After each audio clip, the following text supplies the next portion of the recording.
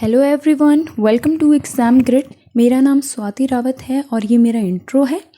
आज की वीडियो में हम देखेंगे जेआरएफ लेटर के बारे में। तो ये मेरा जेआरएफ अवार्ड लेटर है जो एग्ज़ाम जून 2020 में हुआ था, बट ये मिला मेरे को कब है 30 नवंबर 2020 को।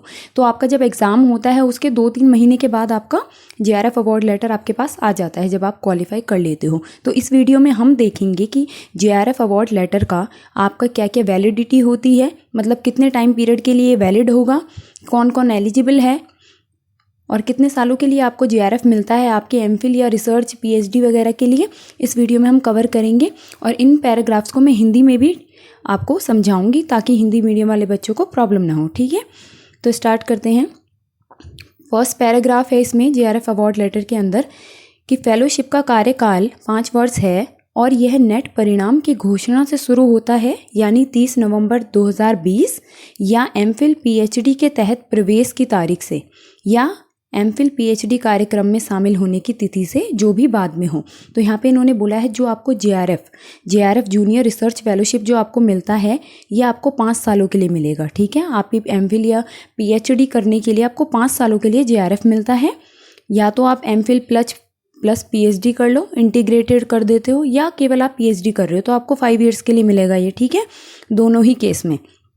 उसके अलावा इन्होंने बोला है कि ये 5 साल कब से गिने जाएंगे आपके, कि कौन से 5 साल आपके होंगे जहां आपको वो जेआरएफ मिलेगा। तो ये पहला कंडीशन इन्होंने दिया है जब आपका यूजीसी का रिजल्ट डिक्लेयर होता है उस डेट को, या जब आप एमफिल या पीएचडी में एडमिशन लेते हो। इन दोनों में से जो भी डेट बाद की होगी, ठीक है, यहाँ पे है ना शामिल होने की तिथि जो भी बाद में हो, इन दोनों में से जो भी डेट बाद वाली होगी उस डेट से आपका 5 साल का जेआरएफ स्टार्ट होगा।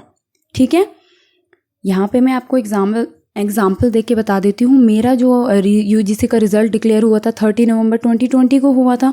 ठीक है, बट अगर मैं मान लो एडमिशन लेती हूँ मैं 10 मई 2021 को, तो ये मैं बाद में वाली कौन सी डेट है, रिजल्ट वाली या एडमिशन वाली? तो एडमिशन वाली बाद वाली डेट है। तो इस डेट से मेरा स्टार्ट होगा 5 साल गिनना जेआरएफ के लिए। तो यही यहाँ पे बोला हुआ है कि ये 5 साल कब से तय होंगे, इस पे डिपेंड करता है कि रिजल्ट जिस दिन डिक्लेयर हुआ है या जिस दिन आपने एडमिशन लिया, जो भी डेट आपकी बाद वाली होगी उससे आपके 5 साल शुरू होंगे जेआरएफ के लिए। ठीक है, सिंपल। फिर दूसरा पैराग्राफ आता है जेआरएफ अवार्ड लेटर में, बहुत इंपॉर्टेंट है ये आपका। इसमें कंडीशंस हैं जिसमें है आपका पुरस्कार प्राप्त करने वाले को पहले उपलब्ध अवसर पर यूजीसी द्वारा मान्यता प्राप्त विश्वविद्यालय संस्थान कॉलेज में पूर्णकालिक और नियमित पीएचडी एमफिल कार्यक्रम के लिए पंजीकरण और प्रवेश प्राप्त करना आवश्यक है, लेकिन इस पुरस्कार पत्र के जारी होने की तारीख से 3 साल बाद नहीं। तो यहाँ पे ध्यान से समझना, इस पॉइंट पे बच्चे कंफ्यूज होते हैं।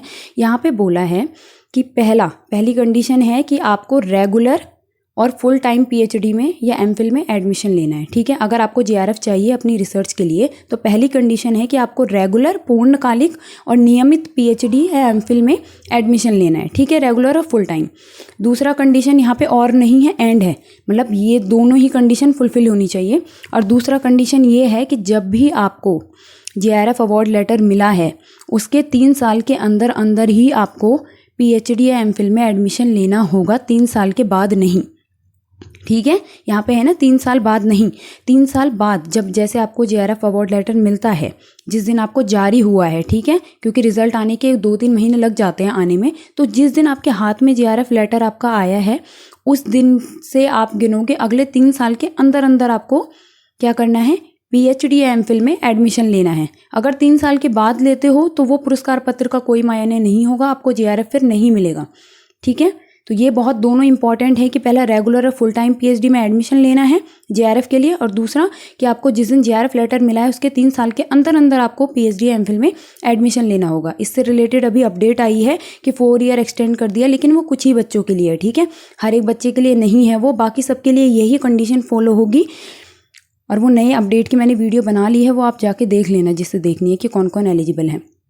तो यहाँ पे मैं एग्जांपल देती हूँ। जैसे मेरा जेआरएफ अवार्ड लेटर मेरे को मिला 30 नवंबर 2020 को। ठीक है, इसके बाद मेरे को इस डेट को तो मेरा जेआरएफ अवार्ड लेटर मिल गया, बट अब मैं इसके 3 साल के अंदर 3 साल के कब तक होते हैं, 29 नवंबर 2023। 2023 तक, ये 3 साल हो गए जब से मेरे को अवार्ड लेटर मिला। यहाँ तक इस डेट तक मुझे 29 नवंबर 2023 तक मुझे पीएचडी या एमफिल में एडमिशन लेना ही होगा अगर मेरे को अपनी रिसर्च के लिए जेआरएफ चाहिए तो।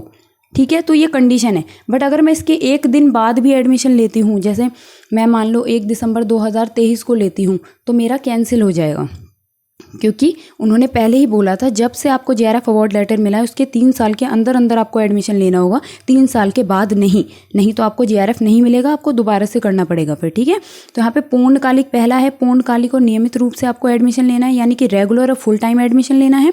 और दूसरा है आपका कि आपको 3 साल के अंदर अंदर करना है। ठीक है, उसके अलावा आपका ये है 3rd पैराग्राफ,